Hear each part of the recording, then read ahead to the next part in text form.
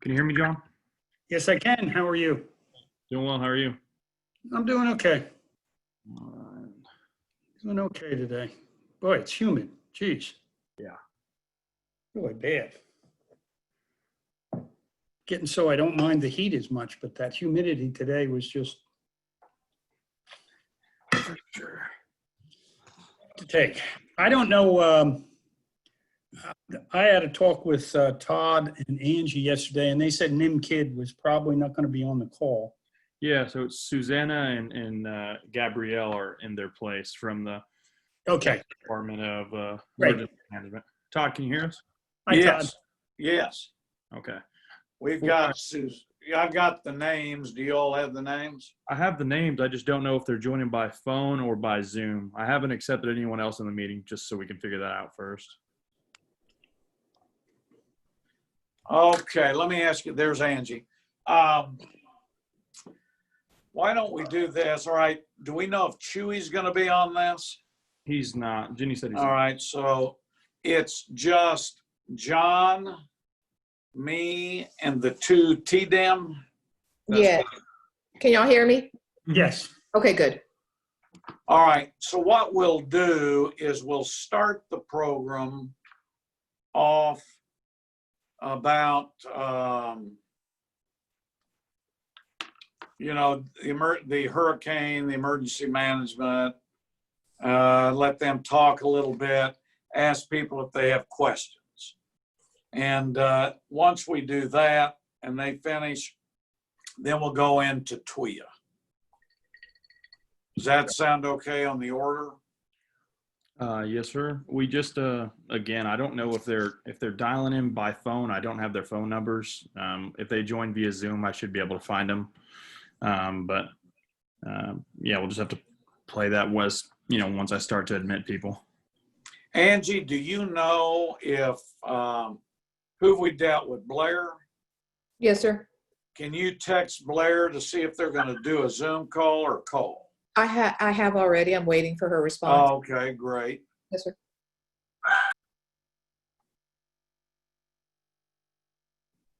John? No, I'm getting them. Okay. All right. There we go. Yes, sir. I need you to make a strong pitch on getting the emails in by Friday. And let me tell you, it's just us, isn't it? Nobody else? Yeah, yes, sir. I got a bothered call yesterday saying that some of the board at TWIA may still want to do a rate hike on the 4th. Wow. Maybe. Got that late at night. Something nominal. No, that's crazy. Okay, we'll get a note out to all our board members and to all 1,500 members, asking them to, like you said, it's a one-liner. It's not. That's it. But I think you need to give kind of a cheerleading speech Okay. on why it's important, you know, what you've done. Let them know. Yeah, how successful we were last year because we did that. Right. We pressured them in Galveston. We pressured them again in Corpus Christi in December, and that's what they respond to. So if we don't, we may be setting ourselves up for a rate hike. That is correct. If before we get the call started here in a few minutes, just for our speakers, for you guys, and let Suzannah and Gabrielle know, if you guys get muted, it doesn't allow you to unmute yourselves. So just simply type a message in the chat or get a message to me and I'll be able to unmute you guys if I don't catch it, which I should. The only thing is, if we can, and I think it won't be a problem, I have to start another deal at 3. Okay. So as long as we can end a little bit before 3 o'clock. Perfect. Keep it moving. Todd, why don't I just start it off and turn it over to you to introduce the two. Yeah, I'll do that. We'll do it that way. That'll keep it moving. And Yeah, you just go ahead and start it off. Just Yeah. make some comments. Turn it to me. and then I'll talk a little bit about this hurricane, and Yeah. then we'll turn it over to them. How did the meeting with the governor go? Okay. Yeah, everything went fine. You know, he's en route to the valley. Yeah. I heard that. You know, they're mainly a flood damage zone, and we were the wind surge zone. Yeah, they had a lot of rain. You know, it's kind of weird. We get hit by Harvey as wind, and then it floods Houston. We get hit by Hannah with wind, and it floods the valley. Yeah. Well, I think I don't know which is better, but the problem with the flood is it gets everybody everywhere. Where the wind has kind of been, at least with this one, sporadic. There were a lot of places. I drove out to Port A today, and other than one or two was knocked down, you wouldn't know there was a hurricane there. That is correct. Different than when you and I were touring around. Yeah, and that's what I was thinking. I drove through there. It's a different world. Angie muted. If you can unmute her, Tristan. Just try to right now. She should be able to unmute. There we go. Hey, okay, guys. Gabriella is 512-424-2532. And then we're really waiting for Suzanna's phone, but her cell phone number, just in case she's using it, is 512-694-5311. They're both going to be calling in. I see Gabrielle right here. I'm going to add her right now. Please. Thank you, sir.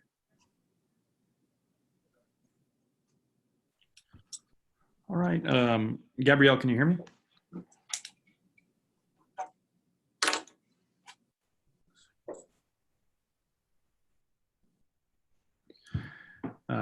Gabrielle, this is Tristan Crossan with the United Corpus Christi Chamber. Can you hear me?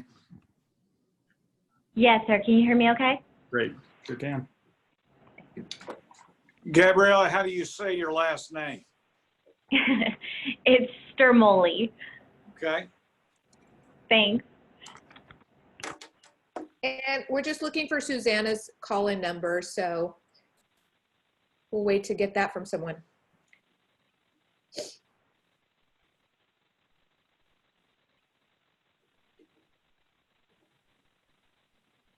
Thank you for doing this, Gabby. Absolutely, my pleasure.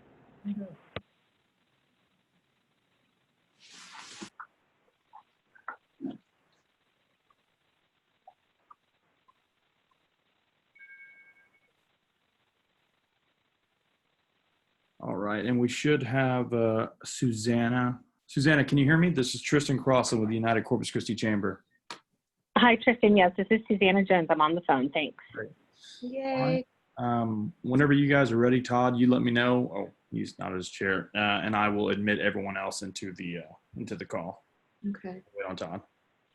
Yeah, let's give them a couple minutes. It's 1:57. Yeah. By mine, so we'll wait 2 minutes. But let's start on time. We all have other Zoomers to do.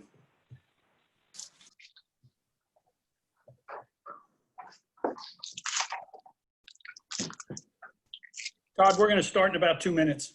Sure. I just saw your son. He photobombed you in that one picture you sent. Good. You good. tweeted, and I'm looking at it, and I said, I know that profile there. Oh, yeah. So I sent him a text. And He knows where to stand. yeah. He learned that. If he learned nothing else in us, he learned where to stand to get in a photo. He does. I've noticed that. Yep. And once again, for Suzannah and Gabrielle, if you guys decide to mute your mic, you won't have the ability to unmute it. So there comes to be if there's a problem with that, just type in the chat and it should go directly to me and I'll be able to unmute you. Are they both on? They are Yes. both on. Who asked them who they want to go first?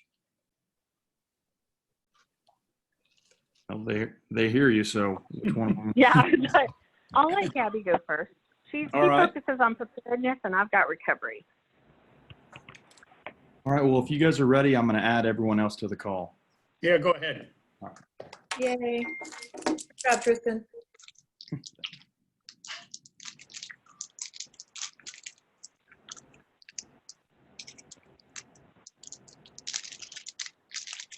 Okay,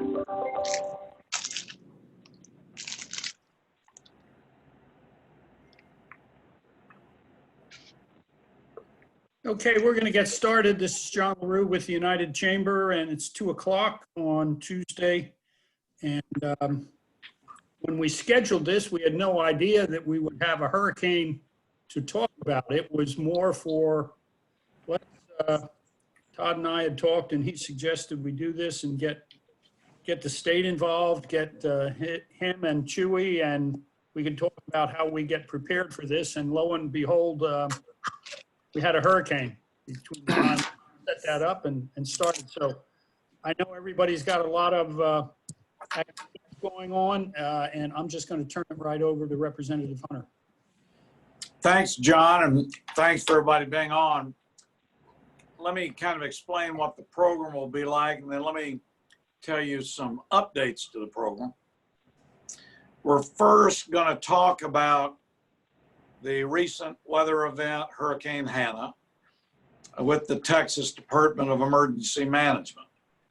Then we're going to talk about the windstorm issue, TWIA. So we're going to start the first part on the hurricane preparedness, hurricane issue. Then we'll go to the TWIA issue. We do have some modifications for everybody. Senator Hinojosa and Nim Kidd are not going to be able to make it. They are en route with the governor to the valley to do an assessment and a press conference and briefing in South Texas. And so everybody knows at around 11:30 today, the governor of Texas, Senator Hinojosa, Representative Lozano, and myself from the legislative joined a press conference with local officials on the aftermath of Hurricane Hannah. And Nim Kidd was present.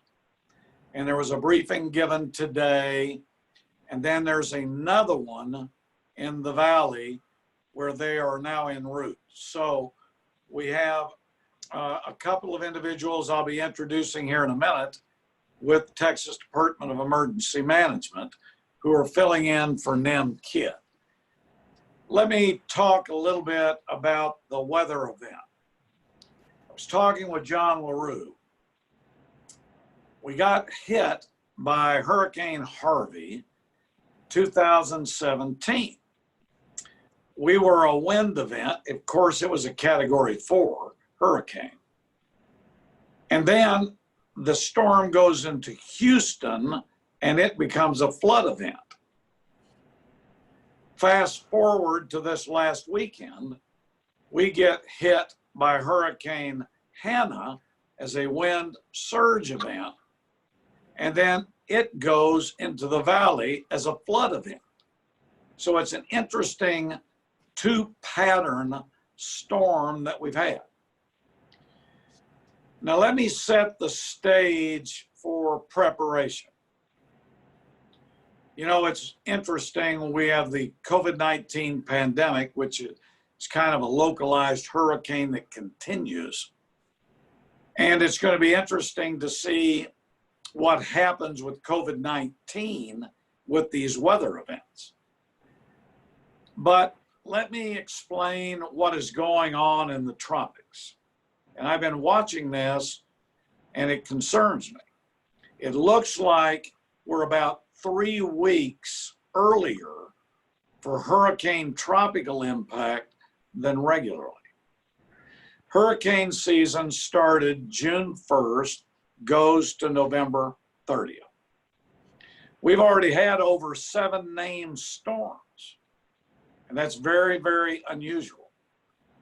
We've also had several predictions, and they've now increased the prediction of named storms to 20 this hurricane season.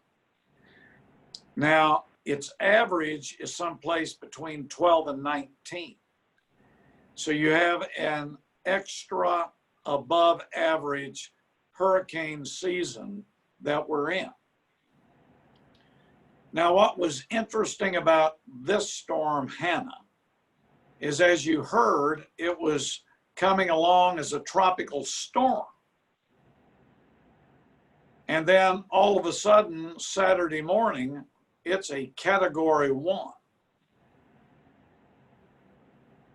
Now, this is what I want everybody to know. When we don't use the word it wasn't that bad or we dodged a bullet.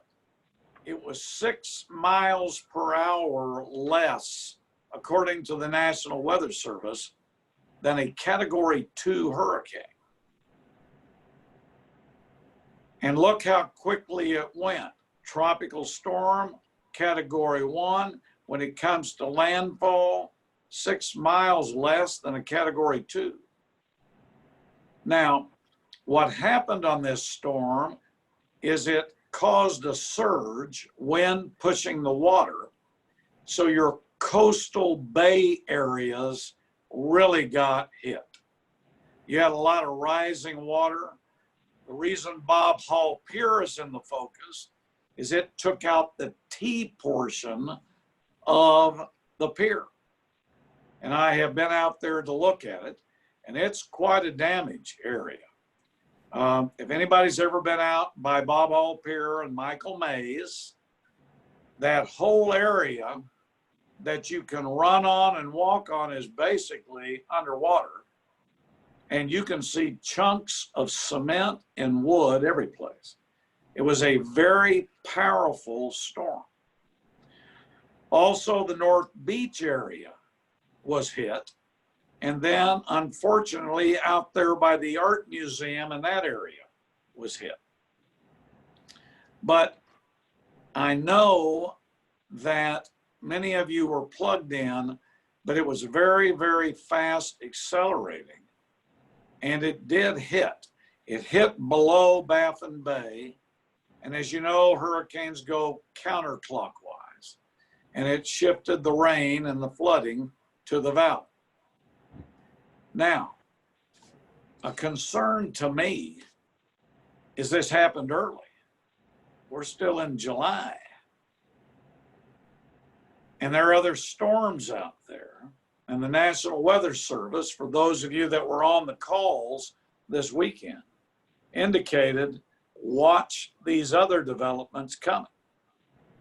And unfortunately, sometimes it looks like a weather highway, these sort of storms coming towards the U.S. So, key is it's very warm water.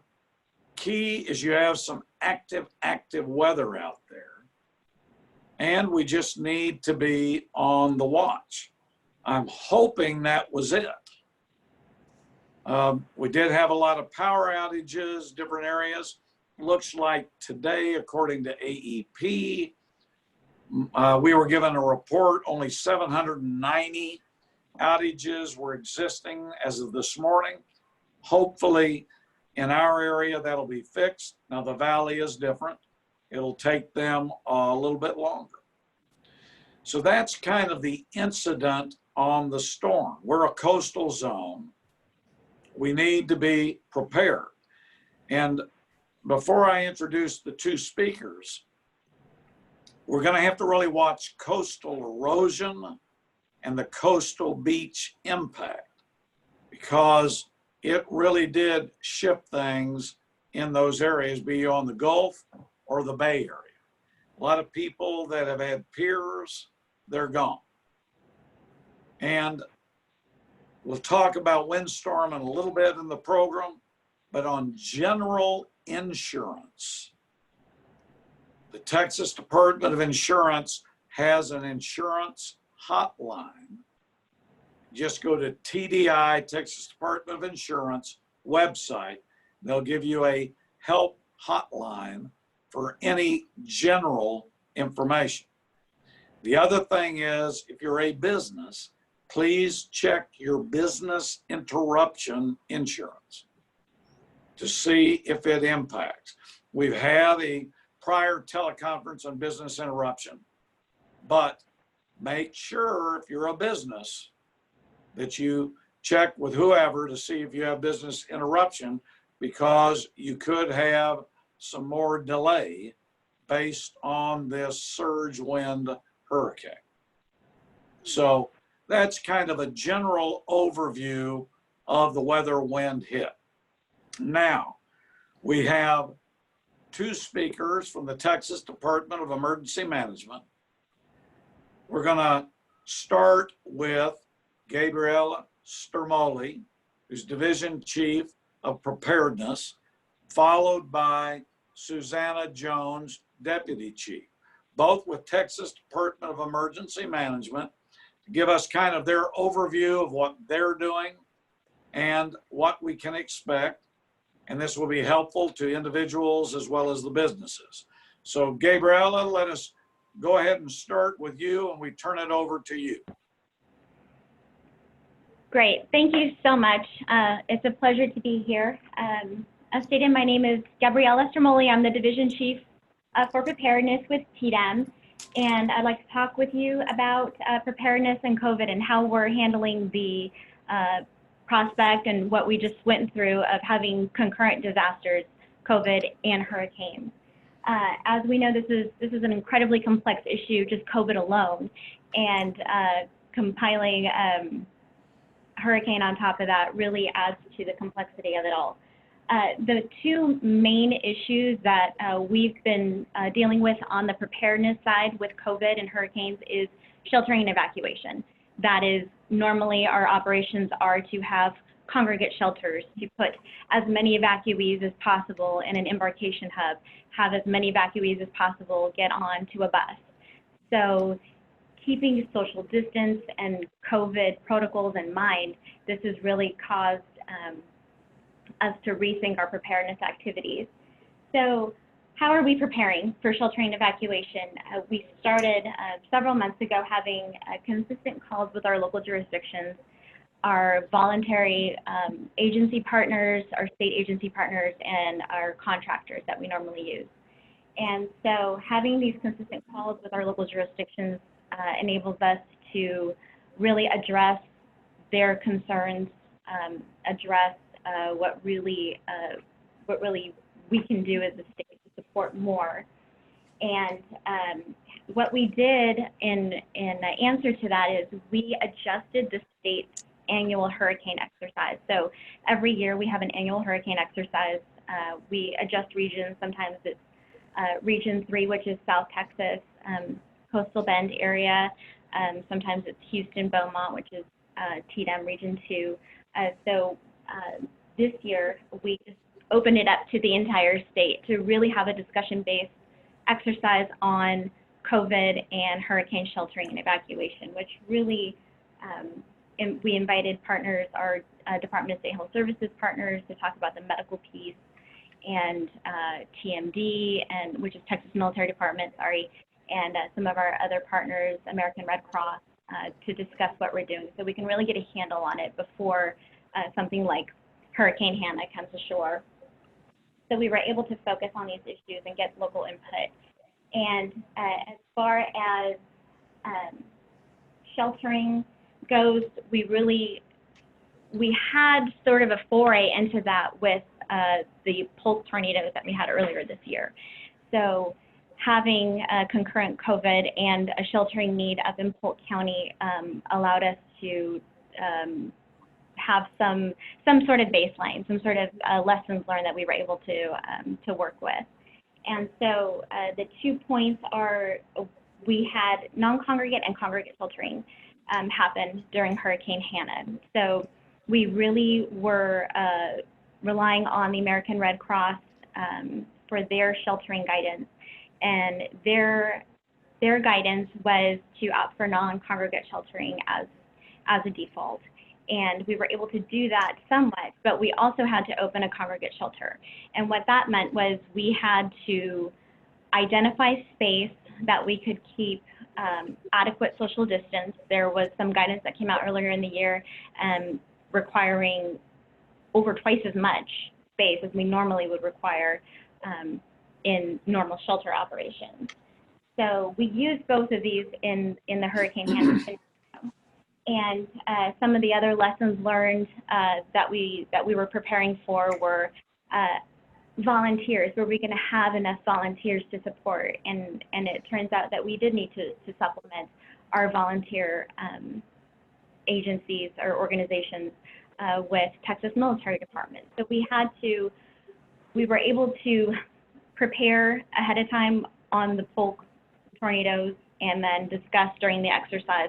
And then when it came time to execute for Hurricane Hannah, we did have to make some adjustments. But because we had been having these conversations, we were able to adjust fairly well.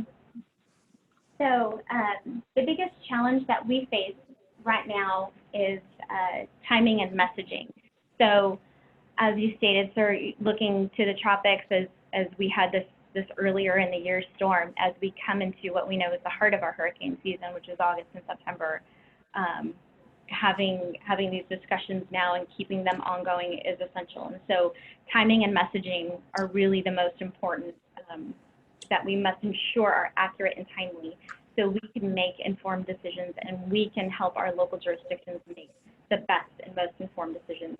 So timing is essential because we're going to need more time to move more resources. And we know that the buses that we normally use, our evacuation buses, are going to hold far less people than normal. The number is between 15 and 25 per bus that would normally hold 55 to 60. So keeping that in mind, knowing that we have to order more resources, which takes more time, is one of our what we call planning assumptions, something that we need to plan for that gap. So the COVID environment just means more assets to move and keep our evacuees safe, more staging areas, more shelter space. It all requires time. And so we need that important and accurate messaging. And so also there's the aspect of personal preparedness, the messaging that we can send out to the general public, to your constituents. So sign up for warning systems, again, to have that accurate warning information. Building an emergency supply kit. We have information at ready.gov.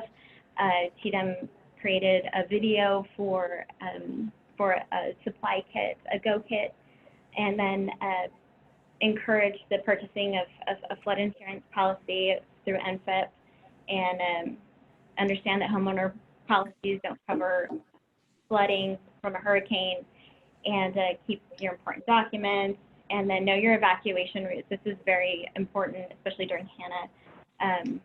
There were some conflicting hotel issues that we had discussed ahead of time, as far as some of these hotels were already identified as alternate care sites for COVID. So there's going to be some competing hotel space, contracts for hotel space. I know some utility companies have already set aside hotel space for their restoration crews. So there might not be that space available, and then if people self-evacuate. So it's very important to coordinate these conversations, and that's what we've been encouraging and trying to do at the state level. So that's all I have on the preparedness side for the state and our local partners and general public preparedness. And that's all I have pending any questions. Well, we'll come to that in a minute. Suzannah, what do you have to add? Thank you, Chairman Hunter. We really appreciate the invite. Sitting in Austin, we don't always get to interact with all the people out in the field, so it's always a good opportunity for us. So at TDM, I am responsible for the most part, other than the other duties as assigned piece of my job description, is managing the billions of dollars that come in from FEMA disaster assistance programs on the recovery and mitigation side. Now, I know a lot of the people probably listening are not jurisdiction related, that they are small businesses and maybe individuals.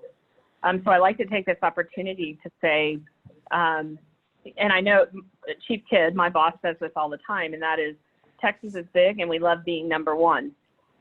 We don't particularly like the number one that we have when it comes to disasters, and that is that Texas has more federally declared disasters than any other state in the union.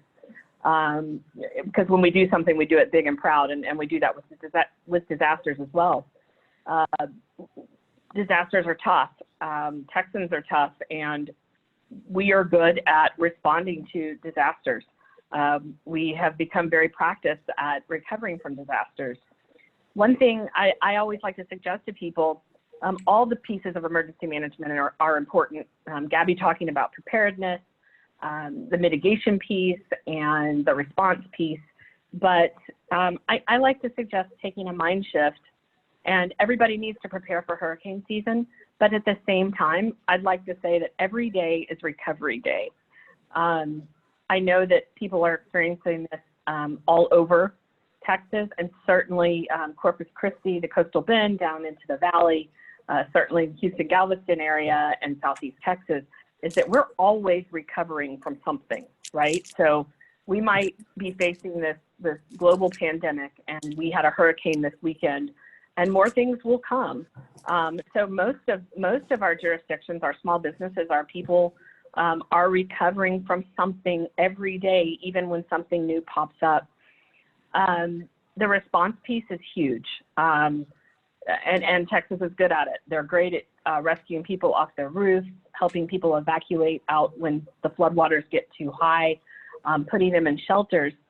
The truth is that response piece is extremely important, intensely important, but it lasts about 2 to 3, 4 weeks.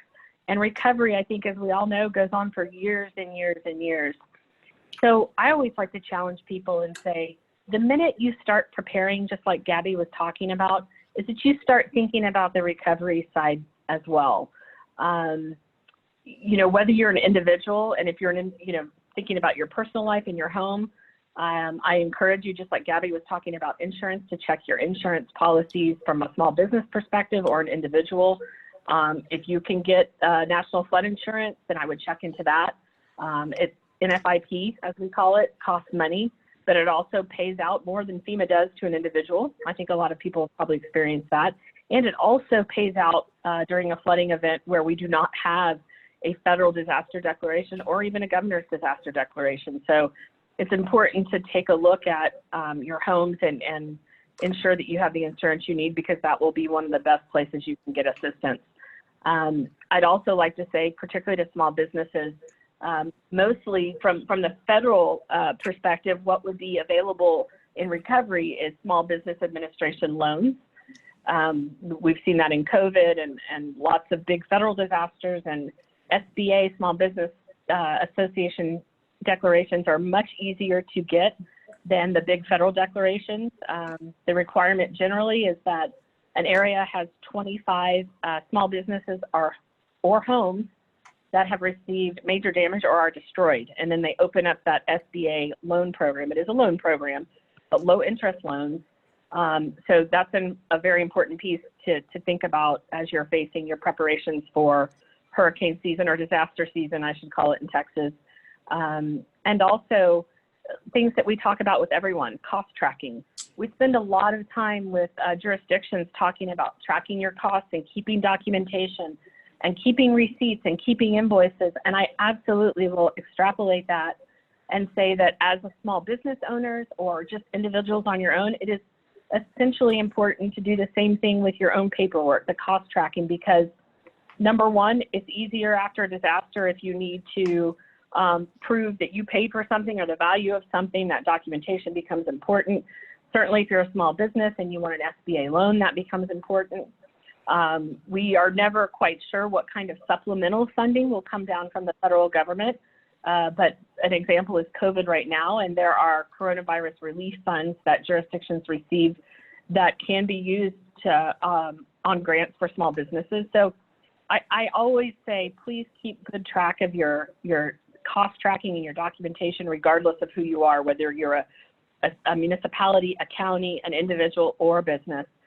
Those things become very important. Also, keeping up in the community, even during blue skies, learning, does your group have, and I know a lot of people down in Chairman Hunter's district have long-term recovery groups.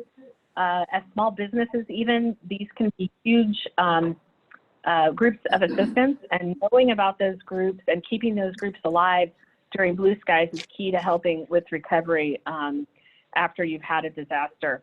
Also, as a small business or an individual, it's still good to know who your emergency management people are. At least all counties have to have an Office of Emergency Management, and a lot of municipalities do as well. So it's important to know who those people are. And if you have questions, TDM has field staff out statewide that can help answer questions. TDM has a great website. It's very simple. It's tdm.texas.gov. And there's a lot of information on there about all kinds of disaster type stuff. And we're here to answer any questions you have. So I don't want to go into long-winded explanations anymore about recovery, other than I urge you to think of recovery every single day. And as you're preparing for the next disaster, think about recovery. And with that, I'll be quiet and happy to answer any questions that y'all have. Thank you. So John, I'll let you check with the group on this portion. If there's any questions for emergency management. Tristan, you've got this. And for any of our listeners on the call, if you have a question you'd like answered, just simply type it in the chat and I'll make sure and try to get them all answered. But a question, we can start off for you, Todd. What would you say are some reliable sources of information when it comes to hurricane preparedness? Here are the best places on hurricane. First, go on Twitter or Facebook and get the alerts from the National Weather Service. And they're giving alerts all the time, and they're also letting you know the severity of the storm. So National Weather Service,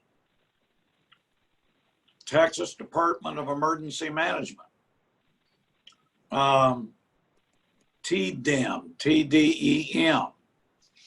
If you go online, they have a emergency hurricane preparedness tip. They also have instructions on providing all the information and procedures. Another one is Department of State Health Services. We're in a COVID-19. And one thing I need to tell you all is, let's say that there's a Category 3 coming at Corpus Christi, Port Aransas.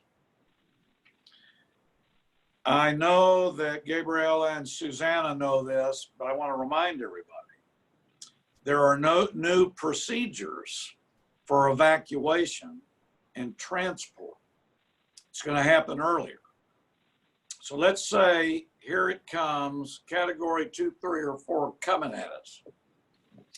You're probably going to get evacuated earlier, and then the transport on ground or air, there are new procedures on testing for COVID and evacuation and transport with social distancing. Because you don't want to do this, then everybody gets sick from COVID.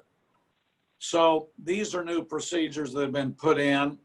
So Department of State Health Services, Texas Department of Emergency Management, both those state agencies, go online. They have a whole checklist. Now, NEMKID, I'm sure, as the storm approaches, will send out to all local governments, and I'm sure chambers of commerces and everybody, and then ABC groups. That is to let everybody know it's been accelerated on getting people out of here. And the reason is, I'll give you an example. We had the press conference with the governor today. There was a briefing, then there was a press conference. When you tried to go into the briefing, you had to be COVID tested today. So we had to go in 30 minutes earlier so they could check us out, so we didn't have COVID going into the meeting. Now, accentuate that with a hurricane coming. You're going to have to be, there's going to be tests, temperature tests, all sorts. So when we know it gets to certain severity, get ready for these new procedures. And I know Gabrielle, Suzannah, and them are working on those. We're not there yet, but expect. But those, that's a long-winded answer for the best resources. Another to hook into on Twitter is the National Hurricane Center.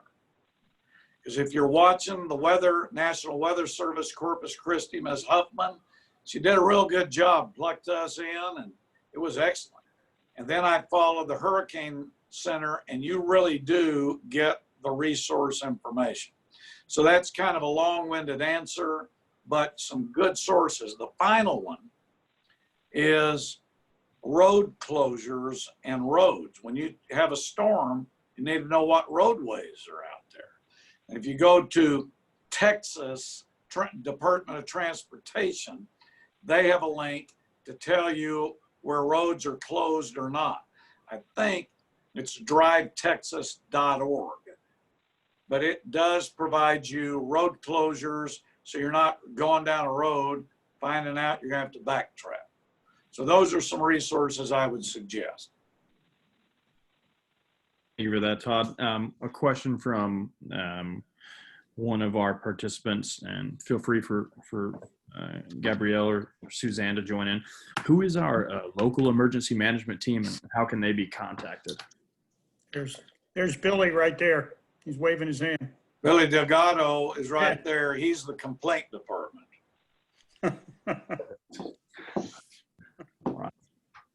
Well, that takes. I guess that answers that question quickly. Tristan, you might unmute Billy and let Billy explain what he does and how to contact him. We can hear you, Billy. Okay, thank you. Sorry, listen to council. Everything that Gabrielle has said and Mr. Hunter has said is perfectly true. All the information, all the emergency managers talk the same language, so everything they have said is exactly what we would say locally. And we drill down to the local, which is Corpus Christi in this area. You can email me at billyd@CC Texas. And what I did throughout this whole event, I've got email list of hospitals, outside agencies, home health care people, and I was always getting the press briefings and press information. I would forward it out to everybody. So my email address is billyd@CC Texas, and I'll put you in the appropriate group, whichever your organization is, and I'll email you the weather briefings that we get here, that Todd's talking about and Gabrielle's talking about. I get them, we get them also, and I was forwarding out the information strictly to the schools, hospitals, outside agencies throughout the whole event. So they were up to date on what was happening.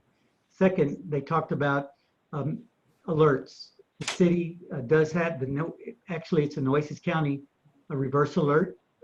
We put out 4, I believe, letting them know how the hurricane was going. And so that is, to register for that, you just go to reverse alert, all one word, .org. And then that's a opt-in notification system.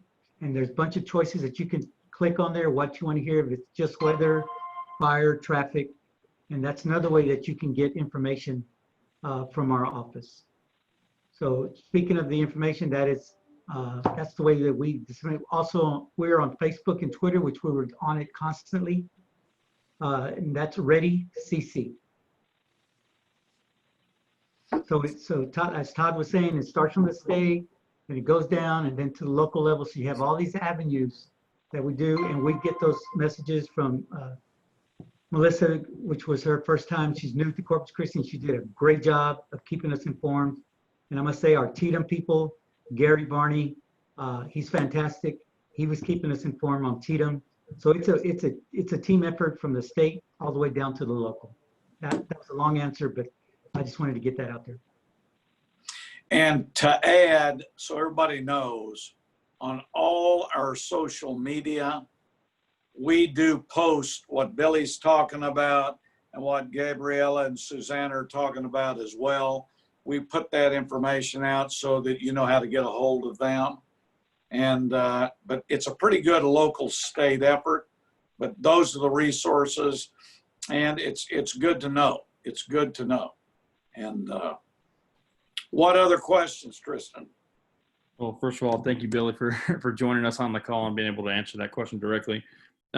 This question for Gabriella. Are there any resources that TDEM offers that our coastal residents should know about that maybe haven't been addressed?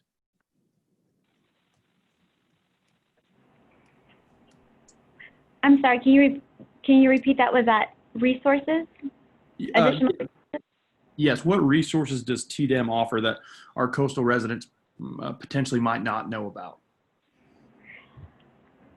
For preparedness, we offer courses.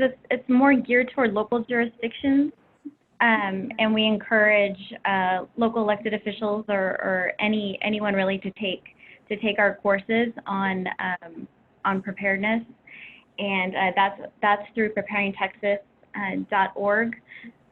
We offer information from our exercises. There's documents that you can read online, but preparedness through TDEM is mostly geared toward local jurisdictions. On the personal preparedness side, we do have videos on TDEM that have information as far as getting a go kit ready and volunteering after a disaster, that sort of thing.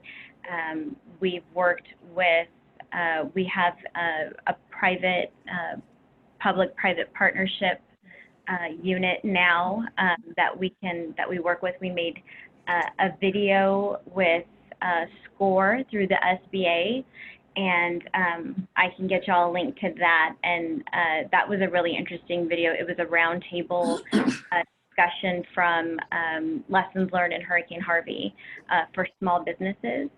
So we partner with SCORE SBA on that. So if any of those sound promising, I can send y'all information and links to those. Great, that sounds Please do. This is a question for all our participants. Feel free to chime in. What would each of you say is the most important thing businesses should do to prepare for this upcoming hurricane season? Gabriella, Suzannah? I can answer. I'll take the first stab at that, and that is to have a plan. Planning is the first step in preparedness, and so make sure you have a plan. You have a call list on for your employees, so you can get them back to work sooner. One of the things that we learned from that SCORE SBA video was that a lot of local businesses lost their employees, and so it was very difficult to start back up again. So keep your plans intact. There are templates that we can send out. FEMA has some pretty good small business, and we call them COOP, Continuity of Operations documents. So my suggestion, my advice would be to have a comprehensive plan, and that includes what Suzannah was talking about as well, keeping your insurance documents in that same place and making sure that your plan is digitized or kept in a waterproof area. This is Suzannah. I would say it's very simple guidance or suggestions, and that is, we're in a disaster right now, but don't wait until you're in the middle of a response, another Harvey or an Ike or something like that, to know who your neighbors are, who are the businesses next to you, have you made contact, do you have contact with your Chamber of Commerce, do you know who your local officials are, do you know where you can go for the various things that you might need after a disaster and what you need to do. Gabby talks about planning, but a lot of assistance during the response and after into the recovery period is knowing where to go for what. And that's absolutely in the middle of responding to something like that, a hurricane or horrible flooding events is not the time to be going, who is my neighbor? Who is the business next door? Who do I need to call? It's all a part of what I'll say is the entire emergency management cycle, everything from preparedness to recovery to mitigation. But take those small steps and ensure that you, when the time comes, and we know it will in Texas, that you're not stuck in the middle of, no electricity and not being able to communicate and not having some sort of plan for recovery. So do that now instead of waiting till later. And let me add this. Hurricane Hannah was almost Category 2. Have in, a diary, a booklet someplace of phone numbers from our Texas Department of Transportation, Texas Department of Emergency Management, Billy and his EOC. But remember, when Hurricane Harvey hit, nobody had any cell service. So when you woke up, there's no cell service, no phone service, no nothing. And it happened right before people went to school. Nobody knew what to do. So the reason I say have a checklist of phone numbers is because if you do get into a bad situation, no cell, no phone, you might get transported to an area where the phone service does light up and you can immediately call those numbers. But in Hurricane Harvey, we had to drive into Port Aransas and you lost service there.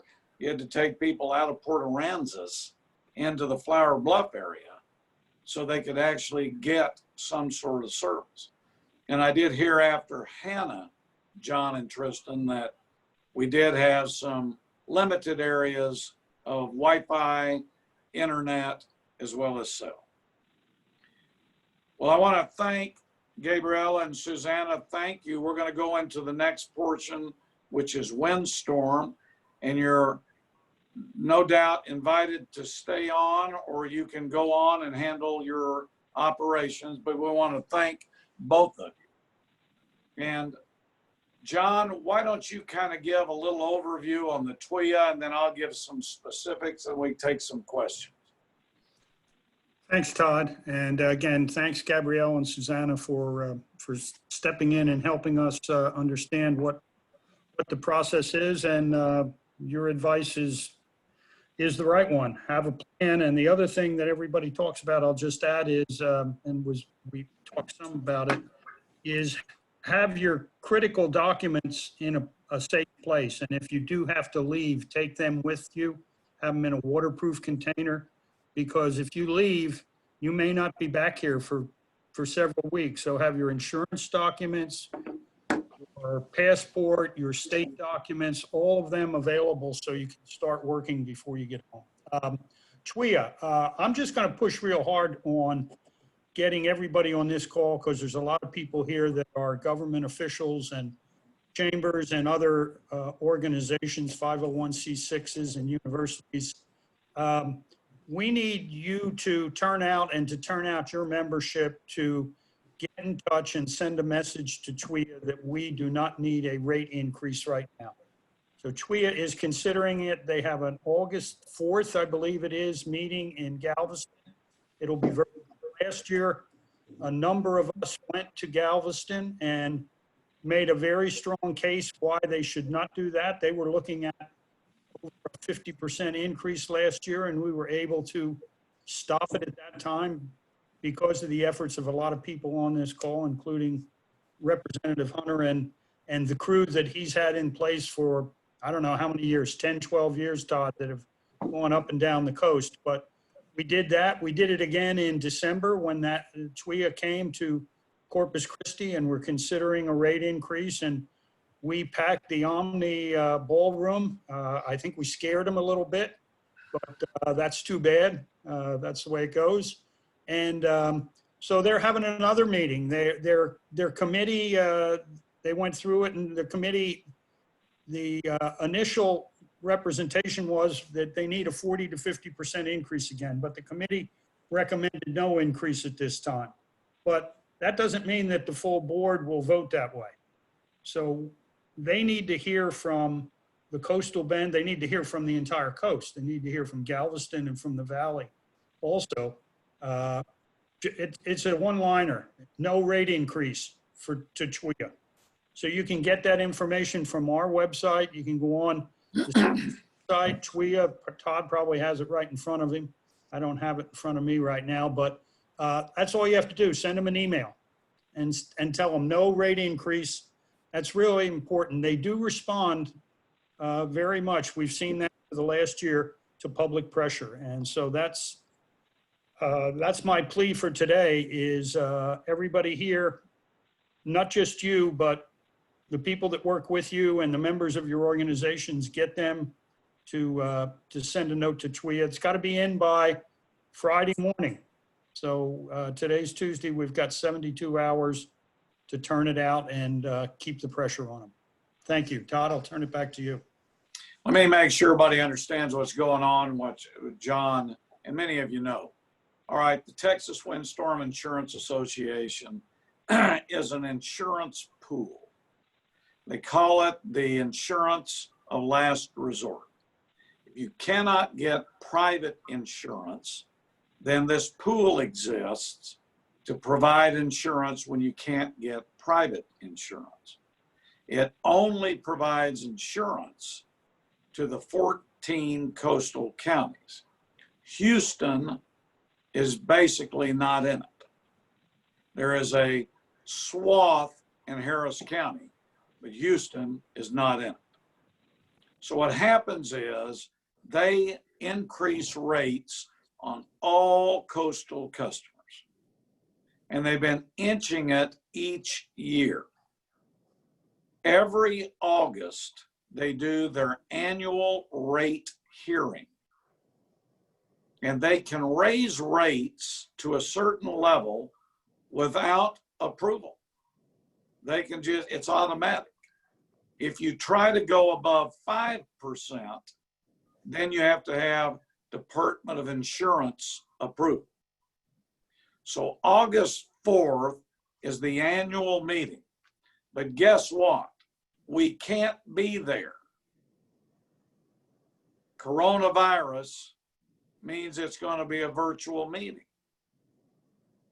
So they're not going to get the normal feel of the public.